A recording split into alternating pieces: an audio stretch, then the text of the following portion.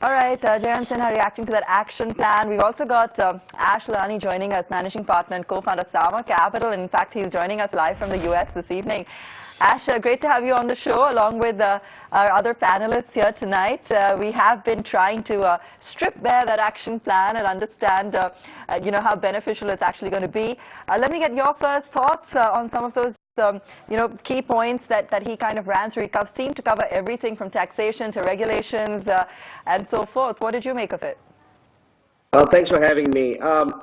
First of all, I think, since the Silicon Valley visit that the Prime Minister made, there seems to be a true intention to try to help startups. So the good thing is the intent is there to make things easier, to encourage startups, which eventually leads to more job creation for the country. So the intent is there, which is a good thing. In terms of the announcements today, I think obviously there are three things, three paths a company takes. There's a startup phase, there is the maintenance phase as a company grows, and the growth phase.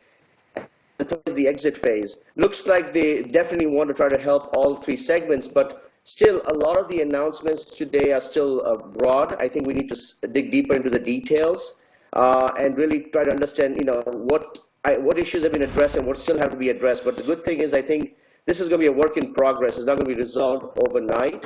But I'm glad to see that they're thinking of addressing the startup phase, the growth phase by addressing taxation, and last but not least, making exit easier.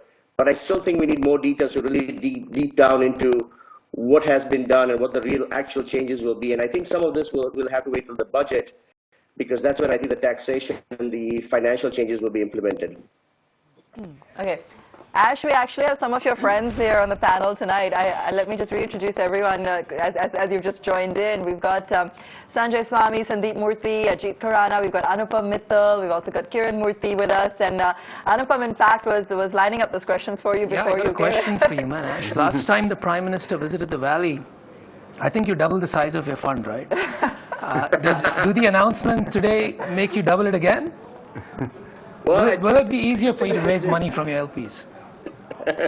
Well, I think anything that makes business easier for startups in India makes raising money for venture funds easier, right? The good thing is we want to promote a friendly environment for venture investment, for startups, which I think eventually helps the industry that's investing in India, and also helps over time create a domestic venture capital industry, and also facilitate angels investing in India. So I think overall, any positive news is good for us. We've been investing in India since 2006, and obviously it's just been getting better, but we need more action. So you're going to be writing bigger checks?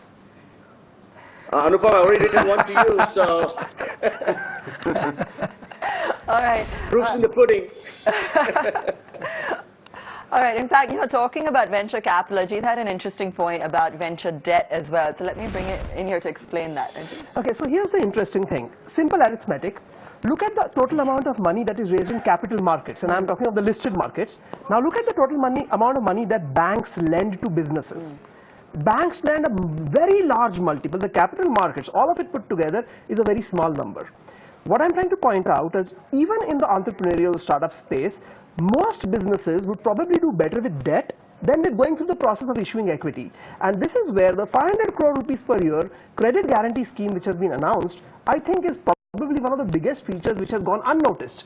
Because in the US, we have this concept of the Small Business Administration, the SBA, which guarantees loans.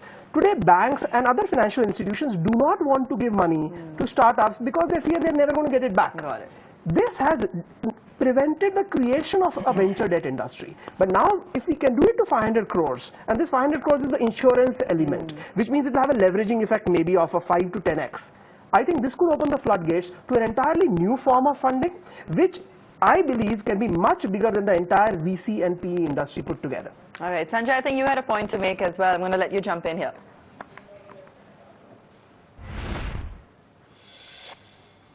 Yeah, I actually had a question for Anupam. Are we going to see one of his competitors create a company tomorrow called Startup Matrimony? I think it's great. The more the merrier. Now that the VCs are writing bigger checks, Anyway, we can spend more on marketing. Abha, can I address the issue on venture debt? Because Of course. I don't know if you recall, but I was actually spent most of my career at Silicon Valley Bank, which is the largest venture debt lender in the globe today, and also we helped start the India venture debt arm. So from that context, I'll tell you, obviously debt is a great way to leverage equity and grow startups. But even globally, this is not a well understood segment because providing debt to startups requires some unique skills and unique expertise in understanding the growth cycles. And credit guarantee definitely helps. But what we really want to do is lenders to actually truly dig deeper into these companies, understand growth patterns, understand risk patterns. And as Anupam will tell you, I think he has availed of venture debt before. You really need lenders who are looking at you as a business, understand you and your story and what risk parameters they're willing to take. I think pure credit guarantees might create unnecessary long-term implications if all that the bankers are relying on is a guarantee versus truly being able to assess businesses. So I don't know, Anupam, you've gone through this process before. Maybe you have some thoughts to add on that. Yeah, I think, I think venture debt is an emerging investing vehicle in India. And, but I think what we spoke about today was slightly different from the venture debt that we are seeing in the traditional sort of VC-backed companies. I think the 500 crores that the Prime Minister spoke about, and this is just my understanding, is probably going to go towards venture debt from the traditional banks that finance the small businesses that really need it more than sort of the VC-backed companies. So I think that's wonderful that that we can enable those. I think, if you're an entrepreneur raising money, I think equity is the last source of capital you want. In an ideal world, you were born rich. Otherwise, you'll beg and take money from friends and family. Or you'll go to the bank and borrow. And if you can't, then you'll go get money from a venture capitalist. Because, look, and it's not because we're evil people. I mean, we're very nice. We're very supportive, very encouraging about these ideas. But the reality is, you're now having to merge your vision with somebody else. You're going to have to work with them to kind of align step by step. And you're going to operate on a different cycle. You may have a 30-year view, they may have a 10-year view. You may be okay with bumps in a certain way, they may want to push in a different way. All of these things are solvable, and they're great. And by the way, we add other value beyond just the capital. We like nice people, we can help them with their business, we can work together. Are you sure about that? Can you just point out that when he's talking about how good these... Nice I know. When he's saying these things about himself, he's taking off on Narendra Modi talking about self-declarations. So congratulations, you picked up on that. Like exactly, I'm trying to make sure that I'm declaring, because if I don't, then you won't, right? But I do believe that, it's a good idea to have debt. It's a good idea to have the rest of the capital structure evolved. But it is very true that ultimately these types of business, and we've been talking very much in the back about tech businesses here. Tech businesses are very driven by equity capital because those other forms of capital are not available. If you look at entrepreneurship and if you look at the ecosystem, it's going to involve, as Ajit was saying earlier, the furniture shops, the taxi wallas. It's going to involve a variety of other companies. And so perhaps that debt fund goes towards ensuring those. Oh, you forgot to mention you're a nice guy. I'm a nice guy. Because you didn't mention it, So. All right, Sanjay, I'm going to let you also complete that point. I know you were saying something a little earlier.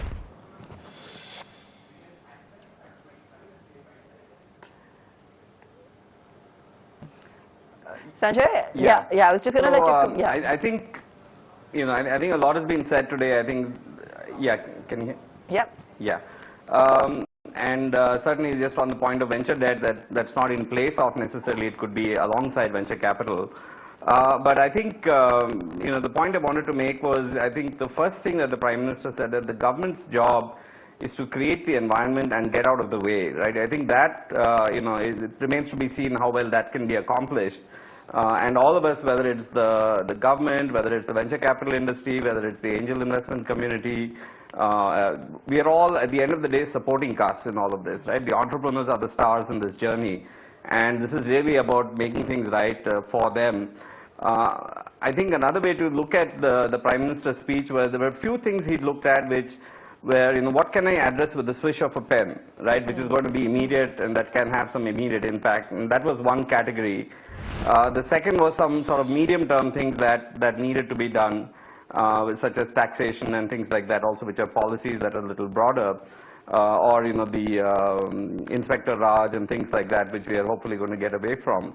And then the third was the sort of, grassroots activities, whether it's around making entrepreneurship almost a formal course that's taught in universities, that's practiced, and we have seen some excellent examples, not just in the IITs, but with the Startup Village in Kochi, or similar things in Gujarat as well. So I think one of the things that, if you come back to the main topic for today, it was a really very balanced breakdown where there was some immediate impact, there was some medium term and some long term impact.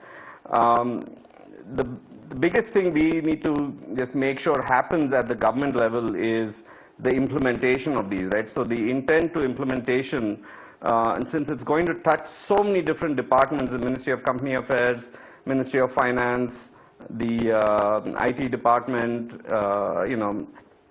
all of these areas, I think, it'd be good if, organizations like iSpirit and TIE and NASSCOM work with the government, as they probably have already been doing, and just make sure that we get some results early on, right? Because I think the moment we see some results early, I think people are going to be more motivated, and you'll start seeing, this turn into a virtuous cycle.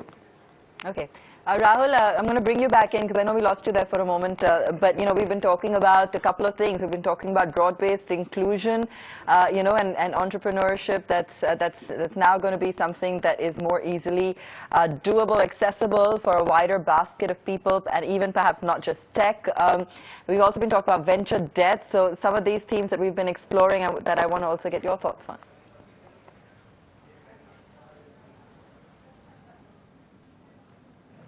Yeah, sure, Abha. I think the venture debt point, again, I think as Anupam clarified, it's something which is already there, but it's something like student loans. Student loans are available to students, but they're so hard to access. And an impetus like this will just make a loan like this, perhaps more easy to access. And it has made, a significant difference in the past. SIDBI, for example, has been very instrumental in creating a lot of companies right from the mid-90s. We just haven't, it's not come in people's consciousness by and large. But for an average startup without access to venture equity, this kind of debt will be a great way to start off. There is, again, I think the most important message for me in the speech was, all about the, I think a panelist referred to the non-elitism of the speech, which is that it goes far beyond the IITs and it goes beyond tech. And to me, that is the most important thing. To me, a small school in the hills, which has very little access, where a student has never seen a drone, a student seeing that for the first time and what it does to his mind or her mind, and how that sets the foundation for future imagination.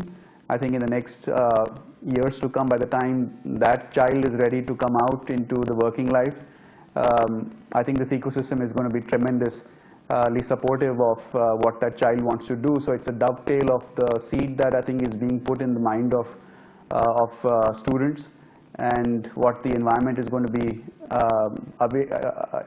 able to do or provide to them by the time they're ready to change the world. So I think it's a great start. All right, some great points there, Rahul. Ash, as we wind up, I want to get some closing comments from you, but I also want to, get a sense of perspective, from where you're sitting in terms of perhaps post the speech and given the kind of momentum that's built up since Modi's visit to the States, in terms of how India's entrepreneurial culture, the ease of doing business is being viewed from the outside, from the community there, what's really the thought? No, absolutely. I think, as I said earlier, the good news is the intent is there. As part of the TIE working group in the Valley that was working on the recommendations, we saw the responsiveness by the government, the openness of ideas. And so I think all those are encouraging signs. In terms of the global view, I will tell you that, in our business, fundraising becomes important because we need, limited partners to invest in us so that we can invest in companies. And the environment for venture capital in particular has changed significantly from, I would say, a couple of years ago. One is they look at India as being more friendly towards businesses. Number two, they're looking at the fact that the startup environment has truly grown. the success of companies like, Paytm, Snapdeal, Flipkart, Oyo, all is helping the global perception that you can create large companies in India. The other thing is that we've seen recently some very good exits in the venture capital market, and that also sends a good perception. Obviously, everybody is always a little skeptical that will the execution happen, will all these different government agencies collaborate. But overall, the sentiment for venture capital and entrepreneurship and SMEs is very, I must say, is probably at an all-time high today than it was before. So obviously, we hope that over the next year, more money comes in India. But I think a year from now, we will look back and see was the execution done, and we have this window of opportunity over the next year to prove that we can be more business friendly, can raise more money to invest in India. But we have to deliver to be able to continue taking that forward. Absolutely. All right. On that note, gentlemen, I think we've completely run out of time. I want to thank all of you so much for joining us and very patiently, sitting through the entire speech and spending pretty much your whole Saturday night. Well, there's still some left, but with us here today on Bloomberg TV India. It was an absolute pleasure. Thank you all very, very much once again. We've also caught up with a host of government and industry voices after that resounding action plan on ground there at Startup India in the capital. Listen to some of these views as well. Thanks for watching.